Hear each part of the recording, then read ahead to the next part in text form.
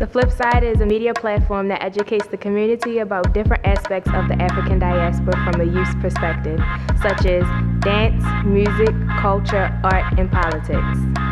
Our mission is to create content that will provide a high level of consciousness to our viewers. Think critically, pursue lifelong education, always challenge the status quo. The FlipSide.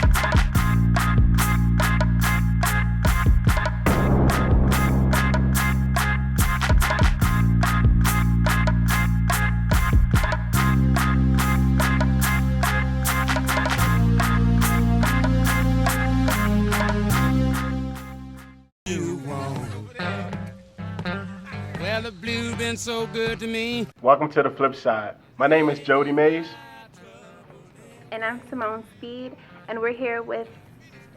Hi, I'm Alan Bomar Jones. Hi, I'm Gary-Kayi Fletcher. Today on the FlipSide, we're covering Fences by August Wilson here at Everyman Theatre.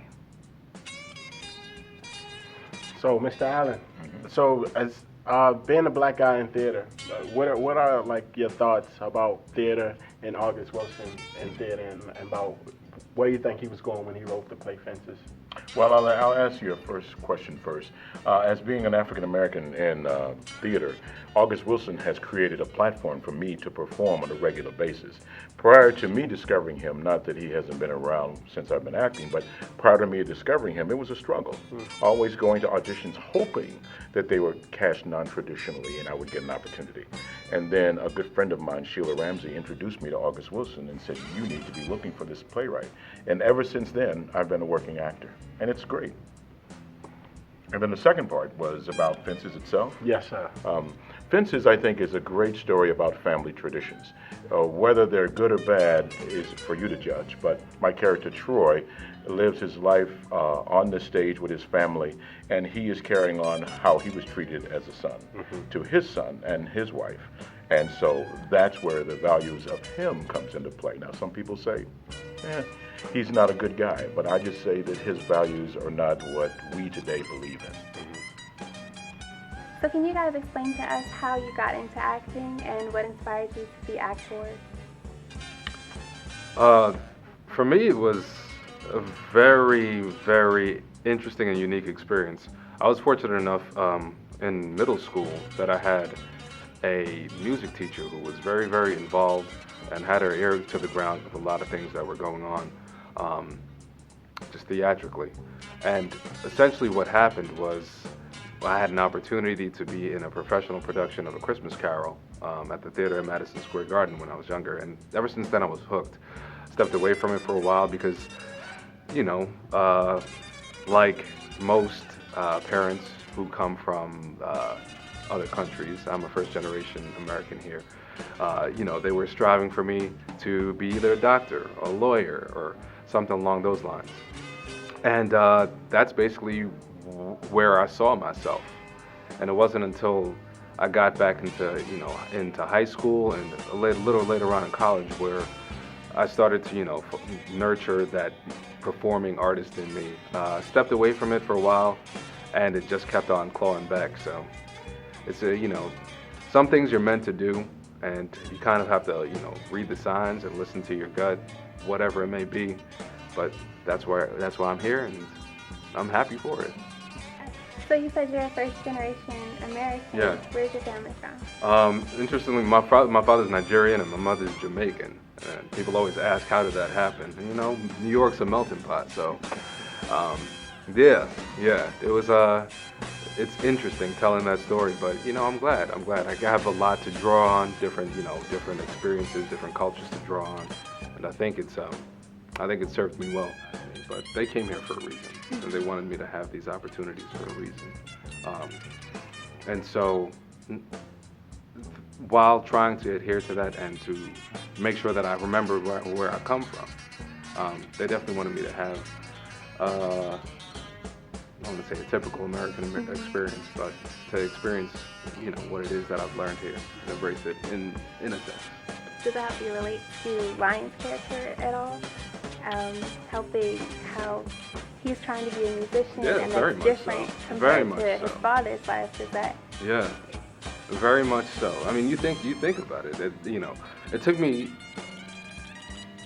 a couple times reading the play, not just in this instance, from the time, from years ago when I first happened to come across it, and finding the similarities between myself and Lyons. Yes, because he's choosing the path less traveled, and his father.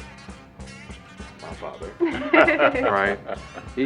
Just like any parent wants the best for him, and he doesn't want either of his children, any of his children, to deal with the rejection and the oppression that he's had to deal with.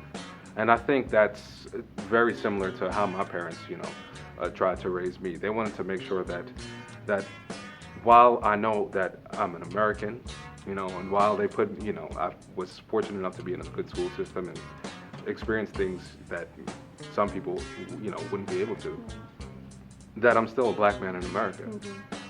And that there are hurdles that I'm going to have to, to jump over, and, obstacles that I'm going to have to conquer in order to make this, in order to make it in the world. And I think that's why they tried to steer me into something that there's always going to be a need for. There's always going to be a need for doctors. There's going to be a need for scientists, lawyers.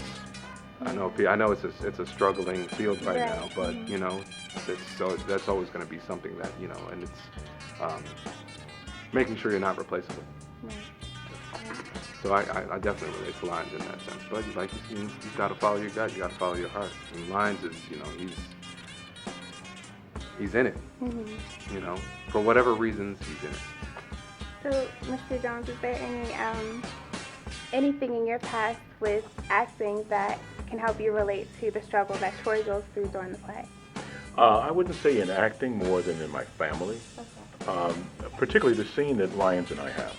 I criticize him on not working and the kind of work that he chose. I'll never forget the day that I told my father I wanted to be an actor. And my father has been a chef all of his life. He started cooking in military at Wright Pat Air Force Base.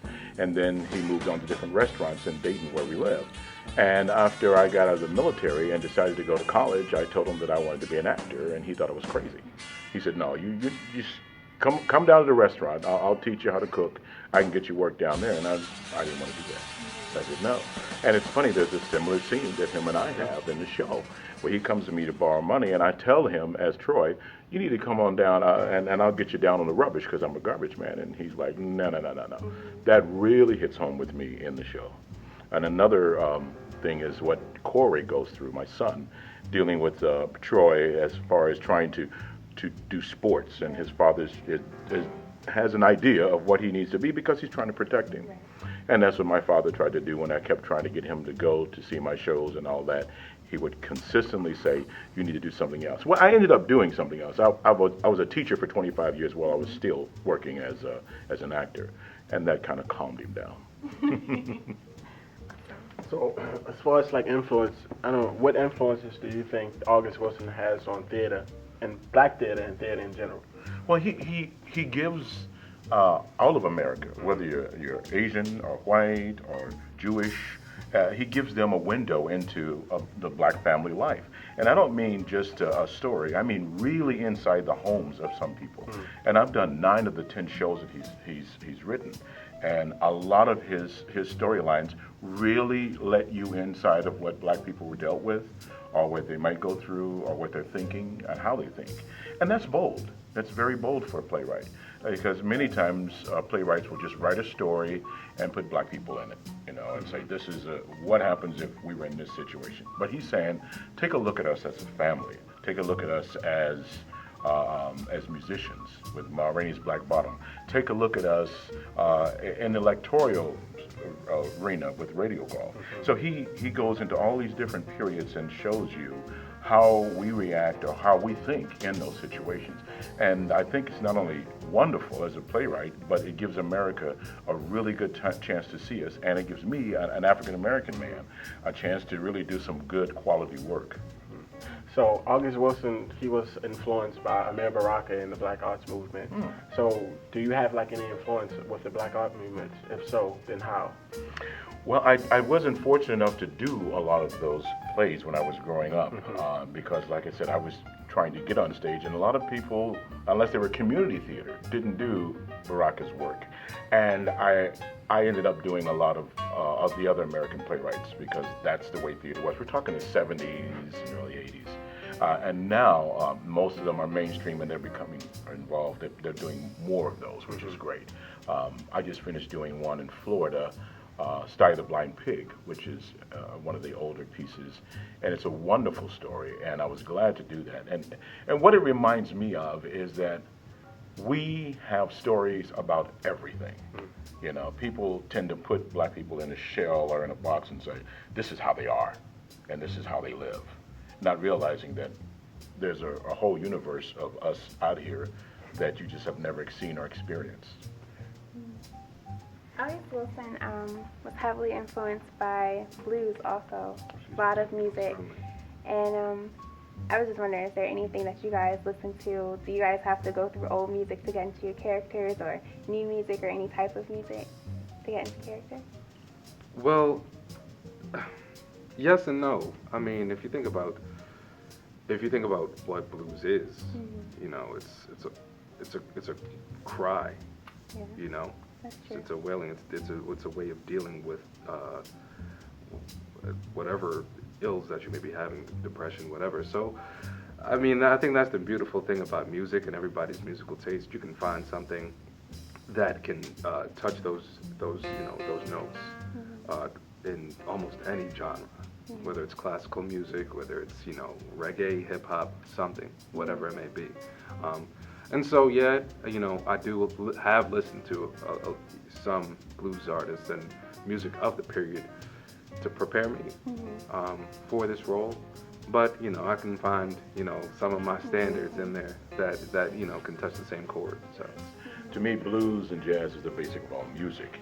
And so him being a poet and also a writer, you can tell in his writing that he has taken the rhythms of blues and the rhythms of jazz in some of our cadences.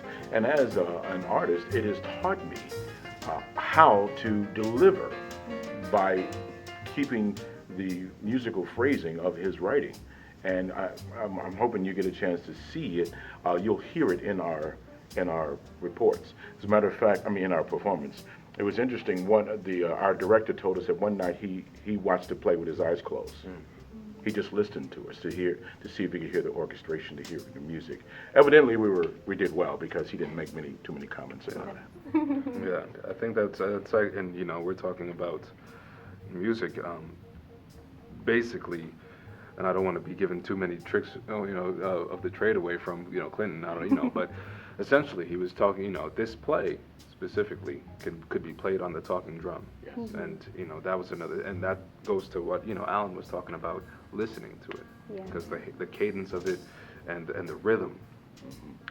You know, it's just hearing those beats, and you know, it's the same as if you were playing the drum, and you know, and I think that's why Clinton was listening, you know, specifically to see if he felt those, you know, and felt those beats and felt that music, and you know. Yeah. And at certain times when we were rehearsing, and maybe there was an argument going on, he would be there going, boop, boop, boop, boop, boop, boop, you know, to give us the tempo of how that argument or that fight had to go, so that it builds. And that was, I've never worked with a director that did that before.